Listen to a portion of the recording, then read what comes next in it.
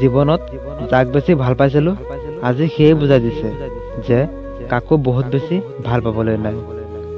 এই জগতত সঁচা ভাল পোৱাৰ কোনো মূল্য নাই, কাৰণ এই জগতত চবেই মাথো সুন্দৰ মানুহ বিচাৰে, কিন্তু কোনেও সুন্দৰ মন নিবিচাৰে। ব্যৱহাৰ ভাল থাকিলে বন্ধুৰ কোনো অভাৱ নাথাকে, সেইটো ছ'চিয়েল মিডিয়াই হওক বা বাস্তৱ জীৱন। মিছাকৈ হাঁহিব পাৰিলেও মিছাকৈ কান্দিব পৰা নাযায়, কাৰণ হাঁহি বাহিৰৰ পৰা আহে আৰু কন্দাটো ভিতৰৰ পৰা আহে। তোমাৰ দুৰ্বলতাৰ কথাখিনি মাথো তাৰ লগতে শ্বেয়াৰ কৰা, যিয়ে তোমাৰ বেয়া সময়তো তোমাৰ কাষত থাকে।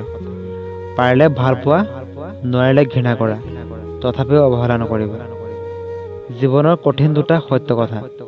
1 নম্বৰ, মাৰ সমান কোনেও ভাল পাব নোৱাৰে। 2 নম্বৰ, দুখীয়াৰ কোনো বন্ধু নহয়। মানুহে সকলোতকৈ বেছি কষ্ট পায় যেতিয়া তাৰ প্ৰিয় মানুহটোৱে কথা কোৱাৰ আগ্ৰহটো কমাই দিয়ে। ল'ৰা হৈ জন্মিছা যিহেতু টকা ইনকামৰ কাৰণে এদিন নহয় এদিন ঘৰ এৰিবই লাগিব, কাৰণ টকা নাথাকিলে কোনেও ভাল নাপায়। প্ৰেম সৰুকালততো ফ্ৰীতে পোৱা গৈছিল, যৌৱনত সেইটো অৰ্জন কৰি ল'ব লাগে, আৰু বৃদ্ধকালত সেইটো ভিক্ষা কৰিব লাগে। মানুহৰ জীৱনত সকলোতকৈ ডাঙৰ দুৰ্বলতা হ'ল ভাল পোৱা। যাৰ জীৱনত ভাল পোৱা নাই তাৰ জীৱনত কোনো দুৰ্বলতাও নাই। কাষত থাকিলে যিয়ে মূল্য নুবুজে, দূৰত আঁতৰি গৈ মূল্য কি বস্তু বুজাই দিয়ে ভাল। কি হ'ব ইমান পাৰফেক্ট মানুহ বিচাৰি, যদি তাত সঁচা ভাল পোৱাই নাথাকে?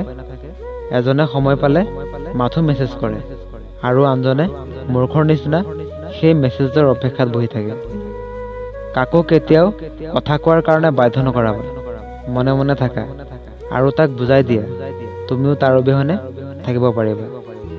যি স্মৃতিবোৰক আমি সুখৰ স্মৃতি বুলি সাঁচি ৰাখিছিলোঁ, এসময়ত সেই সুখৰ স্মৃতিবোৰেই আমাক আটাইতকৈ বেছি কষ্ট দিছে।